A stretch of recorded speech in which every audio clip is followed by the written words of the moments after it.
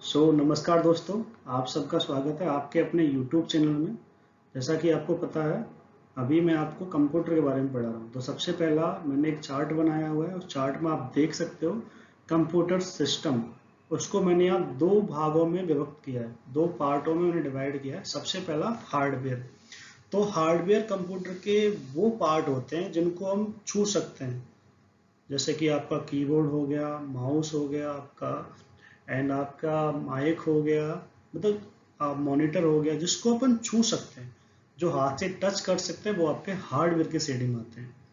अब आता है अगला सॉफ्टवेयर। सॉफ्टवेयर कंप्यूटर के वो पार्ट होते हैं जो हमें दिखते हैं, सॉफ्ट होते हैं, उनको हम छू नहीं सकते लेकिन उन पर काम कर सकते हैं। तो कंप्यूटर सिस्टम को मैंने दो पार्टों में डिवाइड किया था, hardware and software.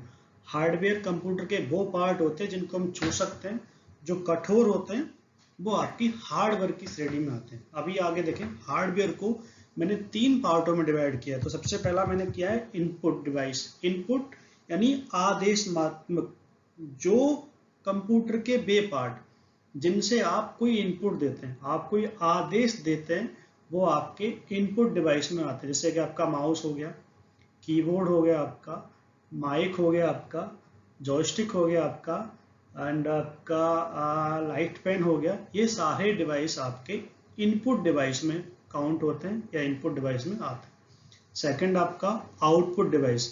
Output device वो पार्ट्स होते हैं जो आपको आउटपुट दिखाते हैं, यानी आपको चित्र दिखा, जैसे कि आपका मॉनिटर हो गया, मॉनिटर आपको चित्र दिखाता है।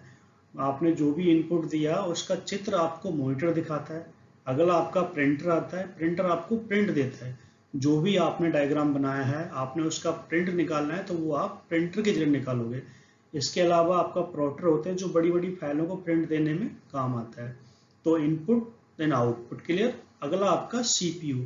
सीपीयू जो कि कंप्यूटर का मस्तिष्क होता है। सीपीयू की फुल फॉर्म है सेंट्रल प्रोसेसिंग यूनिट, जो कंप्यूटर का मुख्य भाग है, और इसका जो कंप्यूटर का सीपीयू जो होता है, ये उसका मस्तिष्क कहलाता है। अभी इसको भी मैंने तीन भागों में डिवाइड किया है, एएलयू, सीयू और मेमोरी। ये मैं आपको बताऊंगा।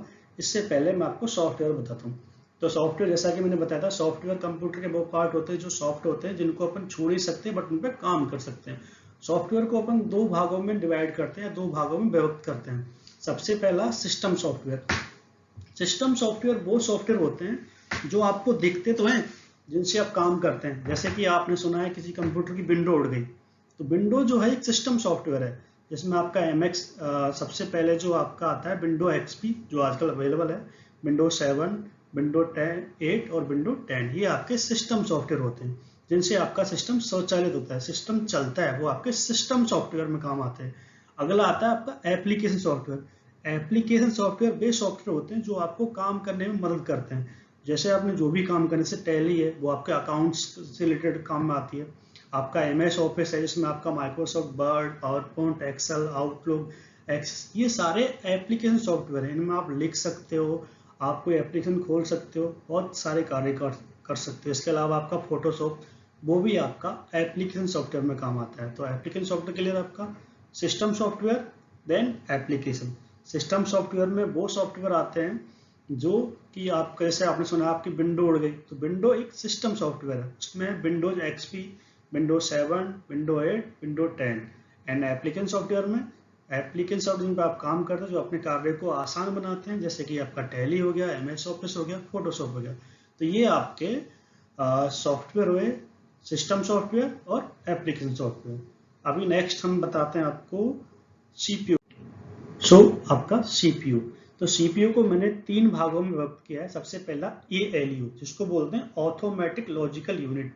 ये जो होता है, इसकी ये दो प्रकार की गणनाएं करने में काम आता है, ऑटोमेटिक तथा लॉजिकल, यानी सभी गणितीय गणना करने में इसका महत्वपूर्ण योगदान है एएलयू का। तो एएलयू को हम मैथमेटिक और तार्किक गणनाएं करने के लिए यूज करते हैं। अब आता है सीयू, इसको बोलते हैं अपन कंट्रोल यूनिट। और कंट्रोल यूनिट जो कि कंप्यूटर की सभी डिवाइसों पर कंट्रोल करता है, जैसे कि आपका कीबोर्ड है, माउस है, प्रिंटर है, आदि पर कंट्रोल का कार्य सीयू के जरिए किया जाता है। नेक्स्ट है आपका मेमोरी। मेमोरी आपको पता ही है, मेमोरी एक कार्यकारी संग्रहण होता है जिसमें किसी चीज को, किसी डाटा को रखा जाता है, वो आपकी मेमोरी में आता है। तो इसका मेमोरी प्राय दो प्रकार की होती है, प्राइमरी मेमोरी और सेकेंडरी मेमोरी। तो प्राइमरी मेमोरी में आते हैं आपके रैम और रोम।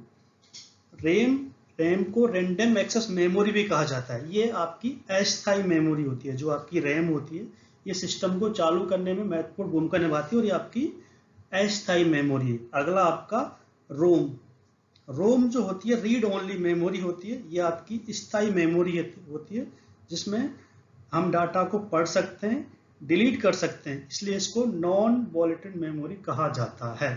तो फर्स्ट आपका रैम, रैंडम एक्सेस मेमोरी, ये आपकी अस्थायी मेमोरी है क्योंकि इनमें स्थित डाटा पावर रहने तक ही रहता है। पावर ऑफ होने के बाद ये डाटा इसका डिलीट हो जाता है। तो रैम और रोम, रैम अलग है, रोम अलग है। रैम जो है आपका रैंडम एक्सेस मेमोरी है। इसमें आपका डाटा जब तक रहता है जब तक आपकी पावर होती है। तो इसको अपन वॉलेटेड मेमोरी भी कह सकते हैं। रोम रैंडम एक्सेस मेमोरी जो कि आपका स्थायी मेमोरी होता है जिसको हम पढ़ सकते हैं, रीड कर सकते हैं, डिलीट कर सकते हैं, वो आपका नॉन वॉलेटेड मेमोरी कहलाता है। सेकंड आपका सेकेंडरी मेमोरी। तो सेकेंडरी मेमोरी में आपका आता है hard disk, CD, floppy disk, ये आपके सेकेंडरी मेमोरी में आते हैं। धन्यवाद, आप सभी का स्वागत है मेरे यूट्यूब चैनल में। अगर आपको ये वीडियो पसंद आई है तो आपसे आशा करता हूँ कि आप मेरे चैनल को लाइक करें, सब्सक्राइब करें और अपना प्यार बनाए रखें। धन्यवाद, मैं मिलता हूँ आपको नेक्स्ट वीडियो में। जय हिंद।